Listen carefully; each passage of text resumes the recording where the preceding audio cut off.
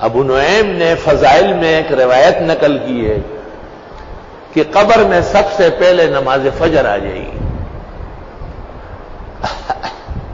میرے بھائیو، زندگی بھر فجر میں دیر سویر نہ کر، وہ دن ہمارے ذمہ ہیں، وہ قبر آنے والی ہے، کوئی بچانے والا نہیں ہے اس کب بھی پیتا سماتا نہ گو رہی بس حالے اور آروانے اصل اور بولی روان اور چراشم مس گیا پٹانگار کو الحمدللہ صف کے نشم مدرے تھے عجائب دام نیچے بس صف کے نشم مدرے تھے مسلح تدلیش۔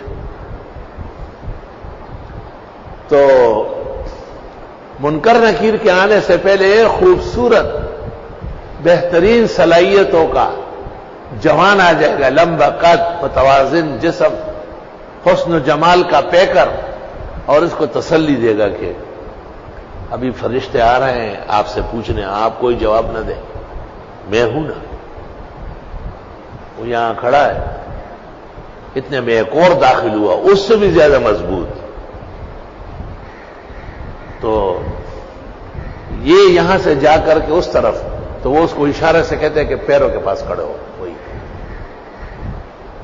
اور منکر نکیر داخل ہوتے ہی وہ جو زیادہ مضبوط انسان کھڑا ہے اس کو سلام کرتے ہیں جھک جھک کے،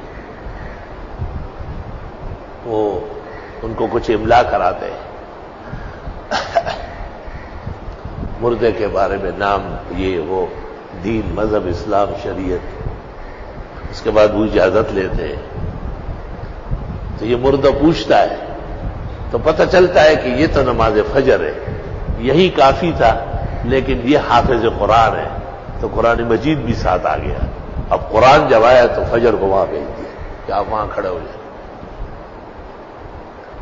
تو فجر کی نماز کو سلطنت سمجھو اور قرآن کریم کو ساتواں آسمان و زمین سے بڑھ کر سمجھو۔